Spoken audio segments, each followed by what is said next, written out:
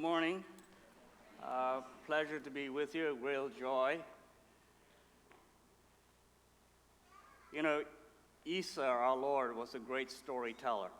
And what I would like to do this morning is to share with you what I think is his greatest story of all, and the way he has constructed this story and what he was trying to say through the story. And it's a well-known story. It's what we call, wrongly I believe, the parable of the prodigal son. I want to show you this morning that it's really better called the parable of the lost sons, because both sons were lost. Wasn't just one son, both sons were lost. So if you have your Bible and you want to turn to it, it's in Luke chapter 15. And Jesus continued. This is part of a condensation of three parables. I don't think Jesus told these parables simultaneously, but he could have done so, or whether Luke took these three parables and compact them together here in this section of his story. They start with the parable of the lost sheep, and then you have the parable of the lost coin, and now thirdly, you have this parable of the lost sons. And Jesus continued, there was a man who had two sons. The younger one said to his father, "Father, give me my share of the estate, or my share of the property." And so this father, divided his property between them. Not just to one of them, between them. And what here in these few sentences we have is a picture of the broken relationship in this family. You see, no son can come to a Middle Eastern father while he's still alive and say, "Give me my inheritance." No son can do that. Imagine doing that here in Indonesia, right? Imagine a son going up to his tycoon father and say, "Father, give me my share now." It's impossible. And so suddenly, the listeners to this story are horrified. Where is this story leading? And you can imagine the tension, right? Jesus is creating this tension. There's a father with two sons, and one day the son just comes and says, "Father, I want my inheritance." The Jewish law doesn't allow you to give away your inheritance whilst you're still alive. Very much like us in Asia. This is why we understand the Bible better than the Westerners. Because so much of the culture is so similar to our culture here in Asia. Sadly, from 320 AD onwards, our Jewish faith had been hijacked to become more and more westernized. So that our theology today, our understanding of the Bible today is no longer Eastern. It's become too Western. And we need to recapture the context, the background, the culture of the East to really understand these powerful stories. So this son comes to the father and says, "I want my inheritance." Jewish law says you can't do that. You can make a will to say, when I die, this is for whom, this is for the other, and so on. But even after that will is done, when you're still alive, you will still be the beneficiary. Even when you have been given the inheritance, you cannot sell. The father will still benefit from the estate, from the property. So what is happening here is really unusual. And there's something else too. Jewish law, inheritance law says when you do this kind of sharing of the inheritance, the eldest son gets 2/3. The youngest son only gets 1/3. So what you have to understand here, what we have to understand, because we don't have the Jewish culture and the background, we miss all this. What is happening here is, to do this, the father has to actually give 2/3 of the estate to the eldest son in order to give that 1/3 to the younger son. And what is even more incredible is not only does he divide up his inheritance this way, he then gives them the right, gives this younger son the right to sell the property so that he can then go off and enjoy life in the far country. This is unheard of. Very unheard of. What it shows you is Jesus is painting the story where there is a broken relationship in his family. There's another broken relationship here. It's the eldest son. You see, there's an important role for the eldest son. I know because I'm the eldest son in my family. There's a responsibility, yes? Even in Indonesian culture. You're the eldest son, there's a certain responsibility. When this younger brother of his comes to this father and effectively insults his father and says, "Give me my inheritance," what should the elder son be saying and doing? He should object and say, "You cannot do this." He should be taking this younger brother by the scruff of his neck, throw him out, and beat him up and say, "Go in and apologize to the father." That's what he should be doing. He doesn't. He doesn't because there's a broken relationship here in this family. Not just between the younger son and his father, but also with the eldest son and his father, and the eldest brother and the brothers. So Jesus, in these very few words, just describes this picture of the broken relationship in his family. So in order for the younger son to have the rights to sell his share of the estate, the elder brother has also now inherited 2/3 of the estate. You see, we miss all this because we don't have the culture. We'll miss all this when we don't study and read up and understand the culture and the setting in which Jesus is telling these stories. The Jewish listeners to this story are horrified. What kind of son is this that can dare to come to the father? Effectively, what the younger son is saying is, "Father, I wish you were dead." Because that's when he rightly can inherit the estate. "I wish you were dead," is basically what he's doing. Very sensitive. Very, very sensitive. Someone has described this parable as the parable of the prodigal father. No father should have agreed to this request, right? The father, in the Eastern context, if the younger son came in and asked for this, should have picked him up and thrown him out of the house because it's insulting. And the father is insulted. The father is hurt.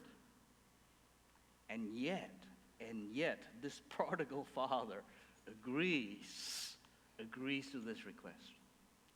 But this is just Jesus telling this story.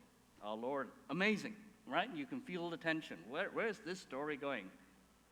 Then in the next stage of the story, the youngest son got together all he had, set off to a distant country, and there squandered his wealth in wild living. He gets his share of the estate, and what he has to do is to go around and say, "Will you buy this? You know, I've got this land," right? He tries to sell it. Goes around the village, tries to sell. The villagers are up in arms. You cannot do this to your father, right? And in the Jewish culture, there is a ceremony called the Kizazza Ceremony. The two things that is really, really frowned upon within the Jewish culture. The first is when you marry a non-Jew. That's terrible. Okay? You're treated as if you're dead. As bad as dead. The second is if you lose your inheritance to the Gentiles. That's also terrible. Those are the two things. And if you commit any one of those two things, you are at risk of a ceremony called the Kizazza Ceremony. Kizazza Ceremony is one where it is performed in order to demonstrate that you've been cut off from your people. And all it is just in a earthen vessel, in an earthen jar, you put a whole lot of sort of nuts in there, and you smash the pot in front of the person and say, you are now forever cut off from your people.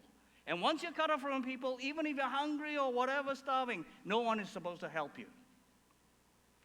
In our culture, here in the Islamic culture, if someone marries a non-Muslim, sometimes they carry out a mock funeral to say, my son or my daughter is dead.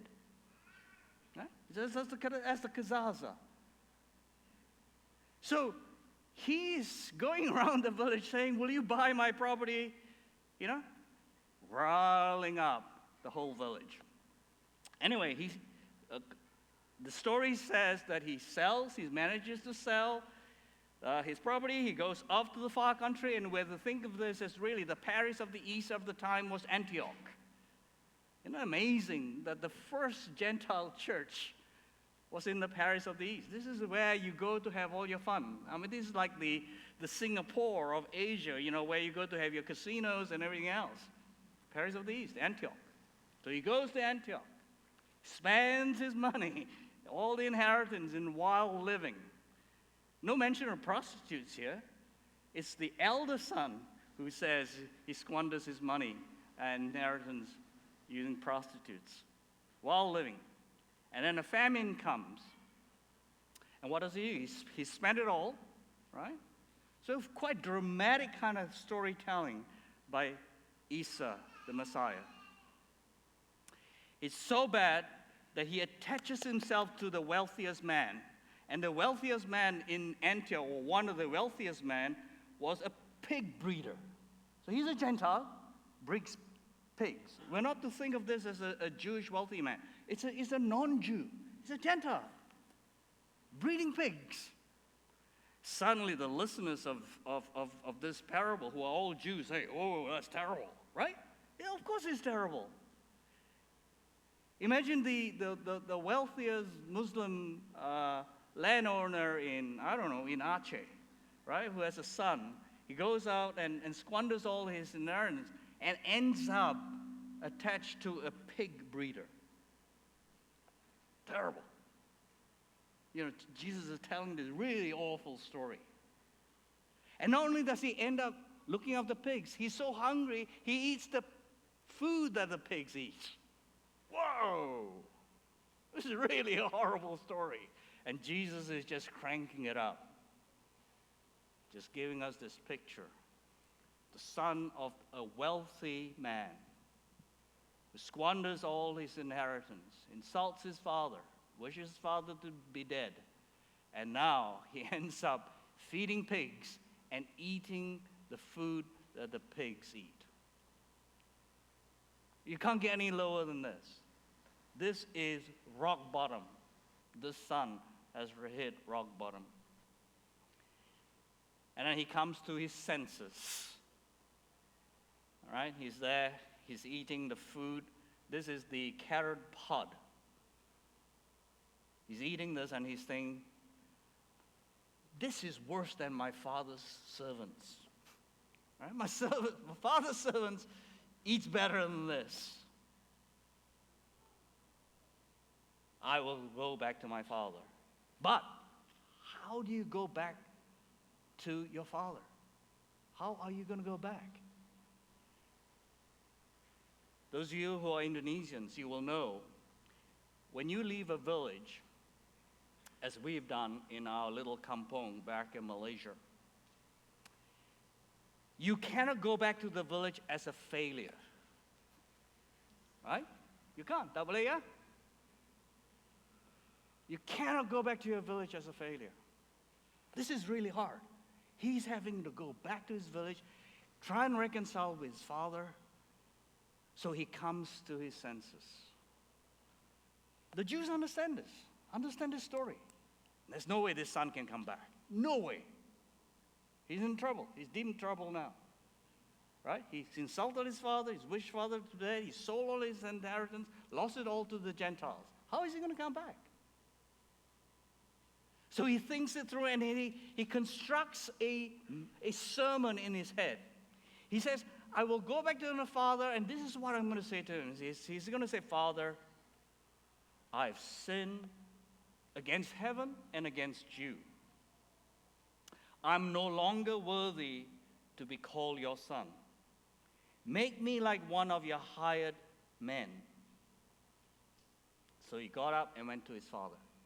So he rehearses this message of what he's going to say, this speech that he had prepared.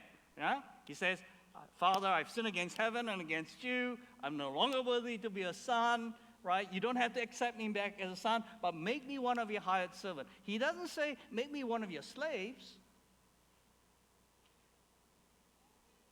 Make me one of your hired servants. So there are different classes of servants. And the hired servant here, hired man, he's not even a servant. The hired man here is somebody who is a contractor. He lives in the village. He doesn't belong to the estate anymore. He can live in the village as a free, individual, independent contractor. He's just hired occasionally to do certain jobs. So this son is still thinking, I want to be independent. Right? I just want to be a hired hand. Hire me when you have jobs to do. And if there are no jobs to do, well, I'm in trouble. Right? I just want to be hired hand. And that's what he's rehearsing in his head. That's how he thinks, okay, I'm ready to make my journey back. So he goes back to his father.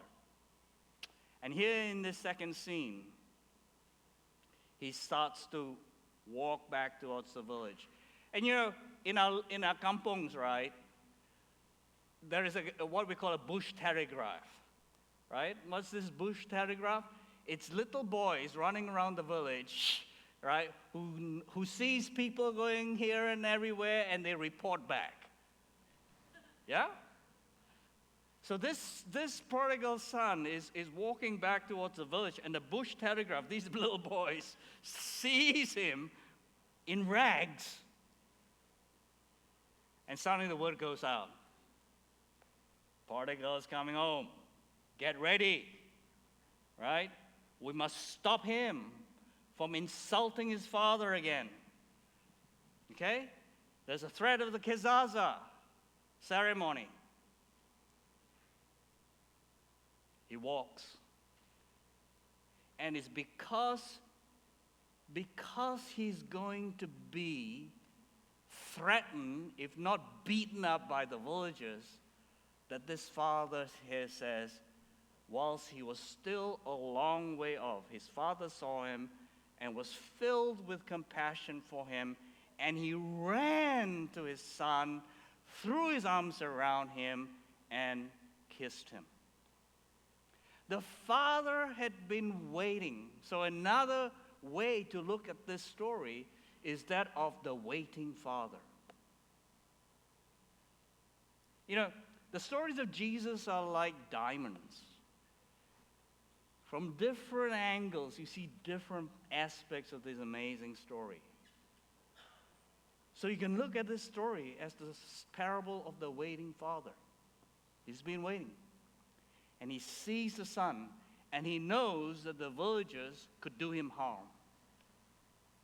And so he runs to him, filled with compassion. Very powerful word, compassion. Something to do with splenic.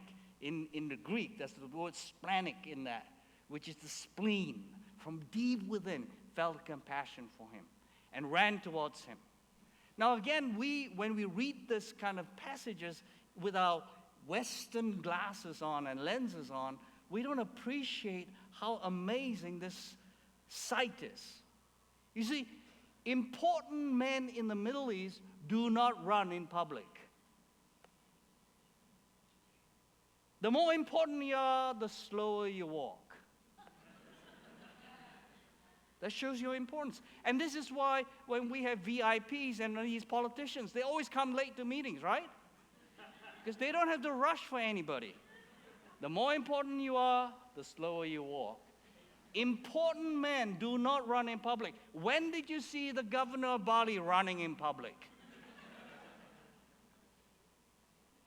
And the reason you don't run in public is because they wear these long robes. It's very difficult to run.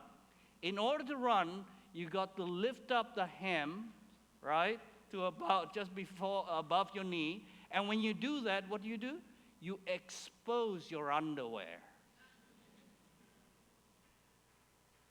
And wealthy men used to wear purple underwear. It's shameful to run in public. And Jesus in this story, because I can tell, there are only 2 times in the Bible, in the New Testament, where you see anyone running. Here, and the other one, Zacchaeus. The story of Zacchaeus. He runs in public. The only other time in the Old Testament is Elisha's servant. Important men in the Middle East do not run in public because it's shameful, it's humiliating. And here Jesus is giving us a picture of this father who is so full of compassion, he's willing to humiliate himself publicly in order to run, to protect his son and welcome his son back. And in this little picture, Jesus is telling us about what God the Father is like.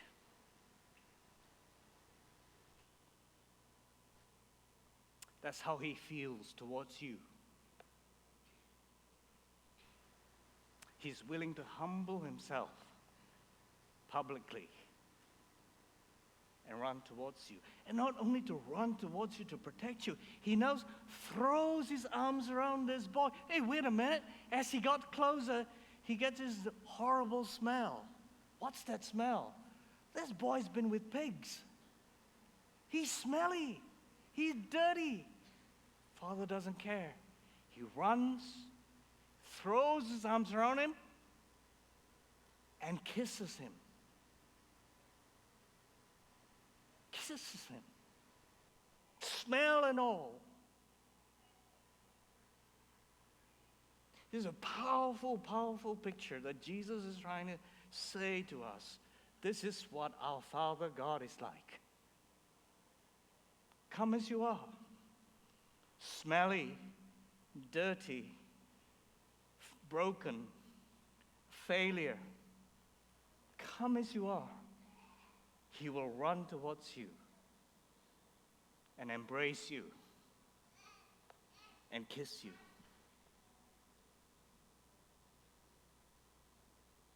You know, praise and worship is great.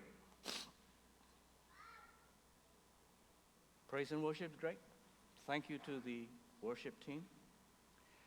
But you know, praise, you enter his courts, the outer courts, with praise. And we should do that. But the real place where we really have an intimate moment with our God is when we enter into the Holy of Holies and where there's silence. And it's in that silence that God's intimacy touches us.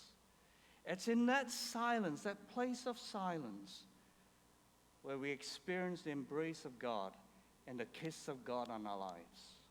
When last did you have that moment of silence when you experienced the kiss of God on your life? Because it's that kiss of God, that embrace of God, that will transform your lives.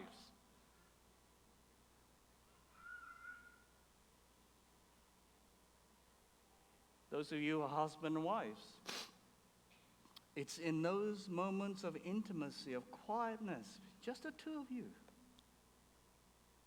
when you embrace each other, when you kiss each other. Those are short moments. But those are the moments that will spark you to go and do things, yeah? Will keep you going for the whole week or whatever. It's the same with our relationship with God. We need those times of praise in the outer courts. But friends, Don't just stay in the outer courts. We need to move into those times where we need to be silent before our God.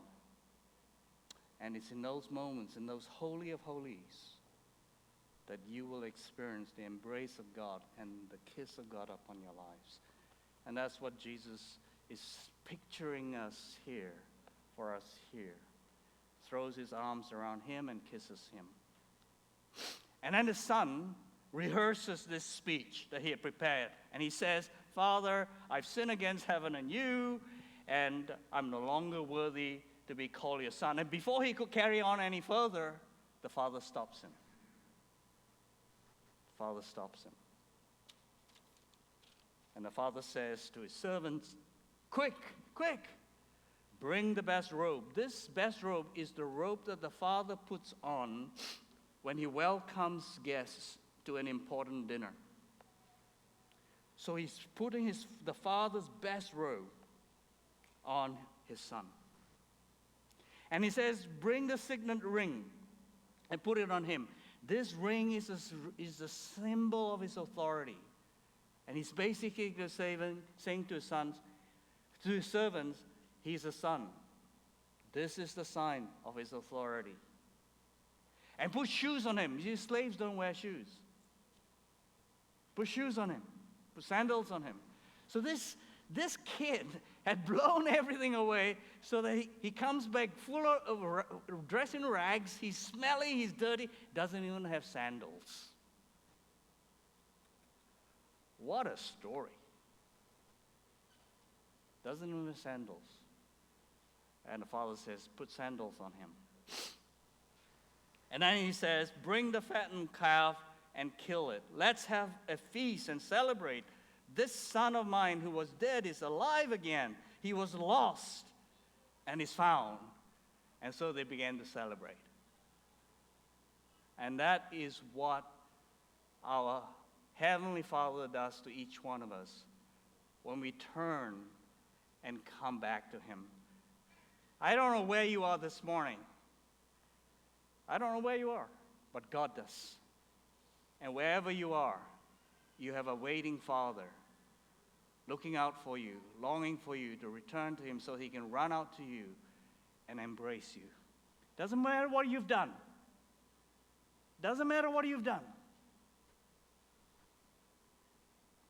He's longing to embrace you and kiss you with a kiss of life, kiss of his peace. And you know, they started to celebrate. The fattened calf is big enough. It's the most precious animal. Right? And it can feed over 100 people. So imagine a big party. He's making a big sacrifice here for this useless son. Yeah? This useless son. He's going to give him a big celebration, big party to celebrate. Because he was lost and has now been found. He's come home. Jesus could have finished the story here. Great story, right? Great story. We like Hollywood's films because they have happy endings, right? This is a happy ending. He could have stopped the story here. He doesn't. There's another part to this story, which we don't often focus on. And he says this. Meanwhile, the older son, the elder son, was in the fields. He was working. When he came near the house, he heard music and dancing. So he called one of the servants and asked him, what's going on? And the servant said, your brother has come home. Imagine the elder brother saying, what? How dare he? Your brother has come, and your father has killed the fattened calf because he has him back safe and sound. The elder brother is not happy. He is not happy. For a number, and what that says to you is this, that there is no relationship between the elder son and the father. Because if there had been a relationship, he would have gone straight into the house and welcomed his brother back. He could have gone straight into the house and said, hey, father, what's going on? He doesn't. He calls the servant. And that shows you this broken relationship that's there. He is angry. He's angry. The older brother became angry and he refused to go in, and he refused to go into to join the celebration. So his father went out and pleaded with him. Hey, Middle Eastern fathers don't do that, right? This father didn't just go out once that day to welcome his younger son. He has to go out of the house a second time in one day, this time to plead with his elder son. No Middle Eastern father does this. This is an amazing father. Second time, he goes out, humbles himself, and he says, son, come in. Your brother is home. He was lost. He's now found. You should rejoice. Eldest son, not happy at all. He's angry. And look at what he says. He says, look, all these years, he complains to his father, all these years I've been slaving for you. Hey, hello? You're a son, you're not a slave. And by the way, when I distributed the estate, you got 2/3. He says, all these years I've been slaving for you and never disobeyed your orders. And you see that relationship? There is no relationship of love there. I slaved for you. I obeyed all your orders. It's not a relationship of love. Yet you never even gave me a kid, a young goat. Never mind a fattened calf. All I wanted was just a young goat, so I could celebrate with my friends. But when this son, effectively, when this useless son of yours, right, who has squandered all your property with prostitutes, comes home, you kill the fattened calf for him.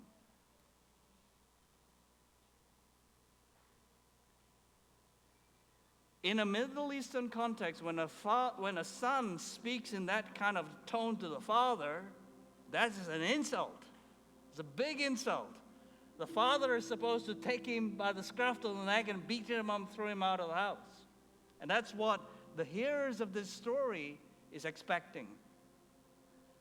But oh no, this father pleads further with his son. My son, the father said, you are always with me, and everything I have is yours.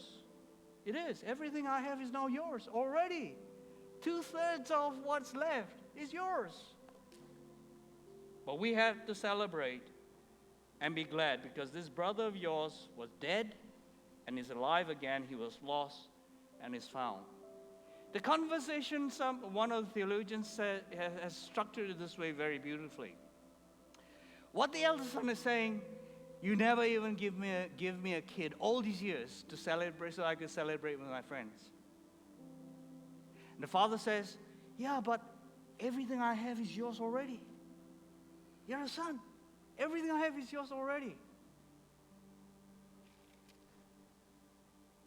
And then the eldest son says, yeah, but you didn't even give me a kid to celebrate. Whereas this useless son of yours, you celebrate with a fattened calf. And the father says, oh, I see. You also want me dead. You also want me dead, so that you can also then have all that inheritance, the 2/3 that's yours, so that you can then use to celebrate with your friends. Friends, both sons are lost.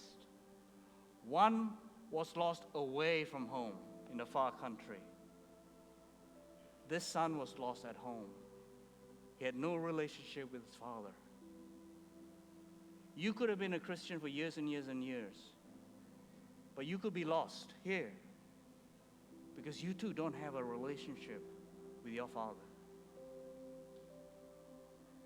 And if that's you, and he here is addressing it to really the Pharisees. The Pharisees are so full of condemnation, right? that useless person. Why is God welcoming her back?